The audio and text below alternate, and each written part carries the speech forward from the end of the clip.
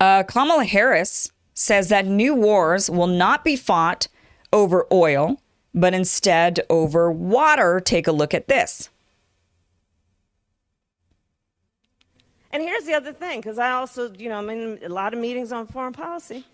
For years and generations, wars have been fought over oil. In a short matter of time, they will be fought over water. So when we think about building up our economy around our infrastructure on something like water policy, it's literally about jobs. It's about the fundamental source of life that Tammy Duckworth was talking about. It will sustain life.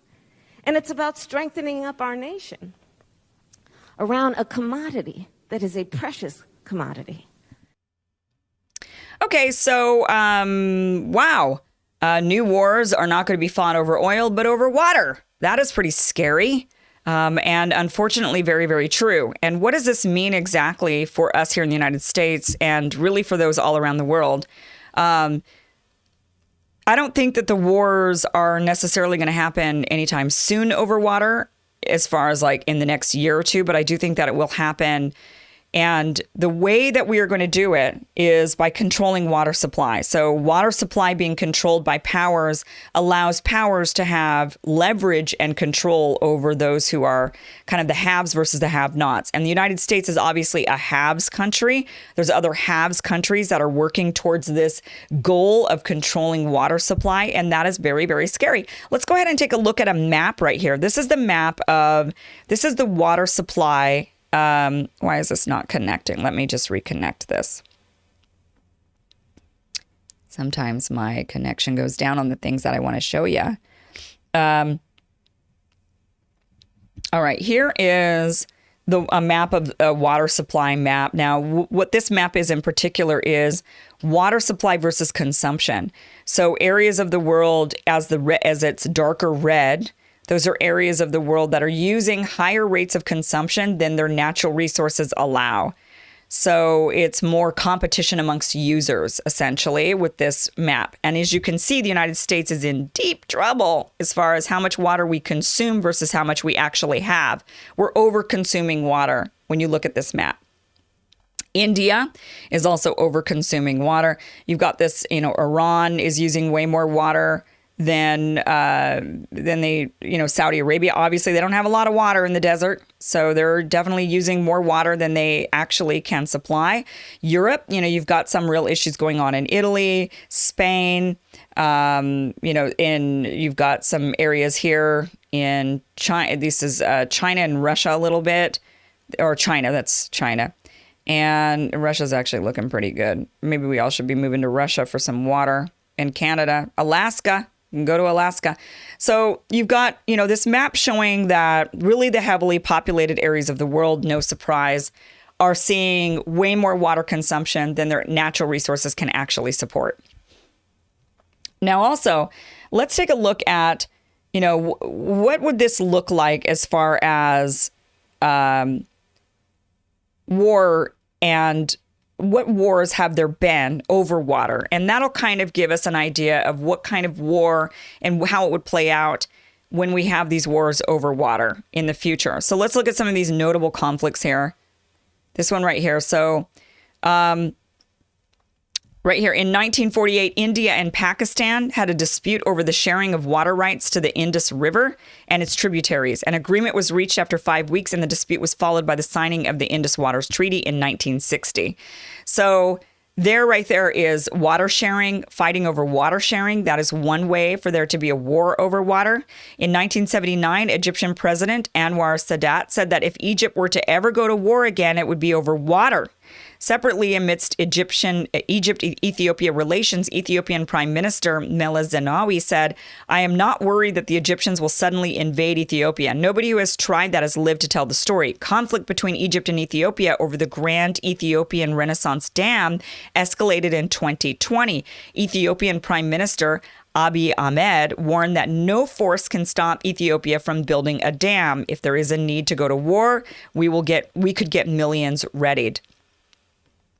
Now here so that was in 2020. Also in 2020, China has built 11 dams on the Mekong River, which flows from China through Myanmar, Laos, Thailand, Cambodia, and Vietnam to the South China Sea. Experts fear that China's ability to control the Mekong's flow gives it leverage over downstream nations who rely on China's goodwill. Could you imagine? So in 2018, water levels in the Mekong River fell to the lowest in more than 100 years, even during the annual monsoon season. The Jinghan Dam, as of January 2020, the nearest Chinese dam upstream of the Thai border, has caused huge fluctuations in river levels, affecting people's livelihoods downstream by disrupting the river's natural cycle. So you can see right there, I mean, this should all of a sudden make everybody kind of wake up a little bit. When a country like China can control the downstream water source to these other countries, that gives China a lot of leverage. It's very dangerous because if the water levels were to get really low, then China could actually say, sorry, we're going to survive and you're not. Sorry about your luck, but we control the water and we need the water and we're going to consume the water. That is one thing that could possibly happen. But another thing that could happen is just using it as leverage. And this is something the United States knows well because we did this when it came to oil for so many decades.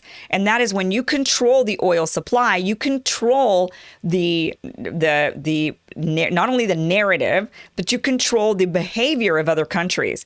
And when you don't like what they've got going on, you can cut off their oil supply. You can do a lot of things to them to damage them. And oil is water, right? They say oil is water, oil is gold, oil is a life source. And water is a genuine, actual life source. You can actually get by without oil. You cannot get by without water. So it'll be more valuable and it'll be more destructive, and the wars will be worse.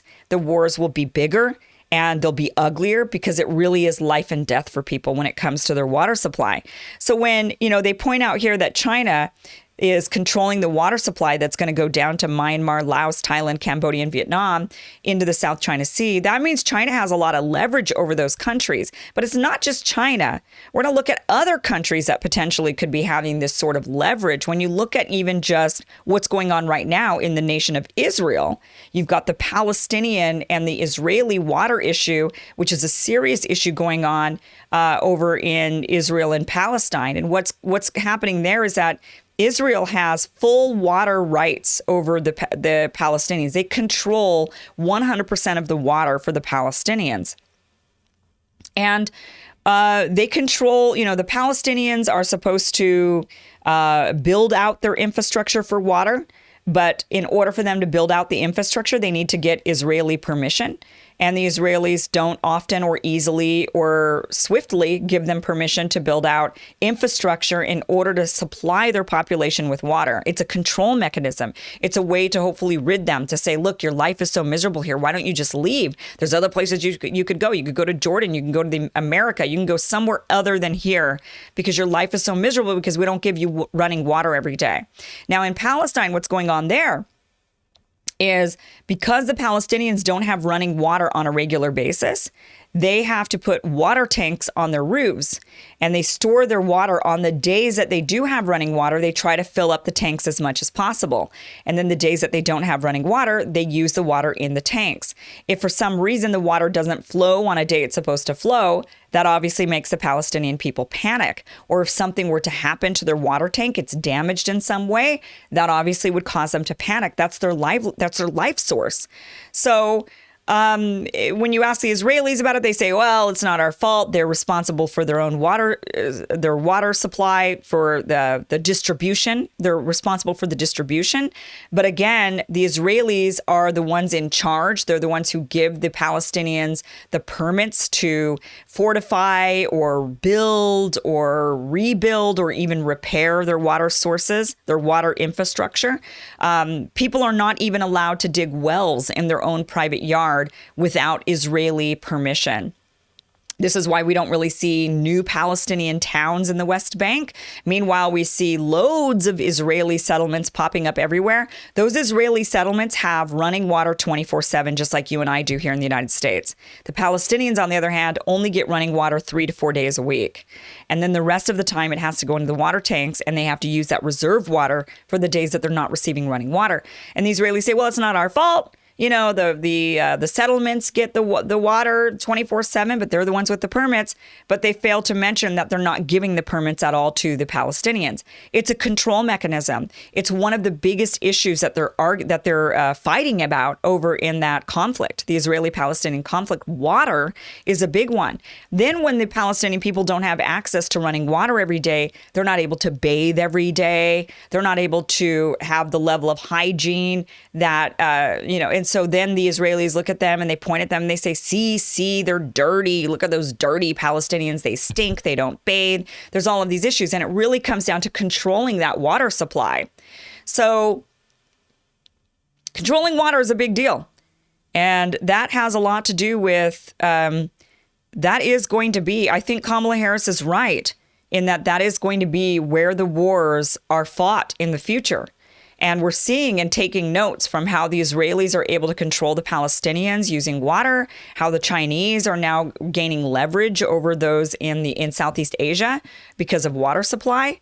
We're seeing this unfold in front of our very eyes. So those of us who are very much paying attention to the military-industrial complex, paying attention to the oil wars, should really be paying attention to these new potential water wars that are going to be happening and looking at what is the United States doing? What are the steps that the United States taking in order to control water sources? Because that is where we're going to see those future conflicts. Follow the water now, right? Rather than looking for oil everywhere we go. And a lot of people still kind of are in that mindset of, oh, it's always about the oil. It's not always going to be about the oil. And Kamala Harris opened up her big mouth, thankfully, and shared what the future will be. And the United States will be, you can bet the United States is going to be very much in on that game of trying to control water resources. And that is really, really scary. We're going to see that going on in the future. And, that's a really, really scary prospect. So keep our eyes open. Let's keep our eyes open for the moves that the U.S. is making, deals that are struck, dams that are built, wanting to secure certain regions or making friendships with certain regions of the world, trying to control water supply, I think is a big, huge thing to be looking at. Maybe that's why Trump wanted to buy Greenland. Maybe it had to do with that. They got all the glaciers.